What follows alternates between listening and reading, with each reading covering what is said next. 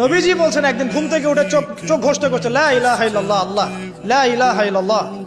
তার স্ত্রী সামনে যায়নাব বিনতে জাহাশ রাদিয়াল্লাহু আনহা, তিনি বলছেন ইয়া রাসূলুল্লাহ, কি হয়েছে, সমস্যা কি? নবীজি বলছেন ওয়াইলুল লিল আরব, আরবদের জন্য ধ্বংস, আরবদের জন্য ধ্বংস। মিন শাররি কাদ ইখতারাব, কি ভয়ঙ্কর ফিতনা ধেয়ে আসছে। তখন তার স্ত্রী বলছেন ইয়া রাসূলুল্লাহ আনুহলিকু ওয়া ফিনা সালিহুন, আমাদের মধ্যে সৎ মানুষ, ভালো মানুষ থাকা অবস্থাতেও কি আমরা ধ্বংস হয়ে যাব? নবীজি বলছেন বালা, অবশ্যই, নাম, হ্যাঁ অবশ্যই ধ্বংস হবে। ইযা কাসরাতুল খাবাস, যখন সমাজের মধ্যে অশ্লীলতাকে ছড়িয়ে পড়ো, যখন সমাজের মধ্যে অশ্লীলতা বেহায়াপনা ছড়িয়ে পড়বে, আলেম জালেম সব ধ্বংস হয়ে যাবে। এই সময় এখন আসে নাই? আসে নাই?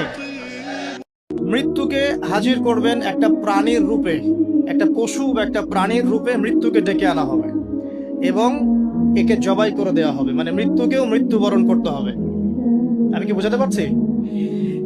এতে করে কি হবে, জান্নাতীদের উৎফুল্ল যে মেজাজ, যে খুশি, এটা আরো বেড়ে যাবে। কারণ তারা বুঝতে পারবে যে এরপরে আর কোনো মৃত্যু নাই, আমরা অনন্তকাল জান্নাতে থাকবো ইনশাআল্লাহ। আর যারা জাহান্নামী, তাদের আক্ষেপ, দুঃখ, কষ্ট, যন্ত্রণা আরো বেড়ে যাবে। কারণ তারা বুঝতে পারবে কাশ যদি মৃত্যু হতো, জাহান্নামে আযাব ভোগ করে মরে যেতাম,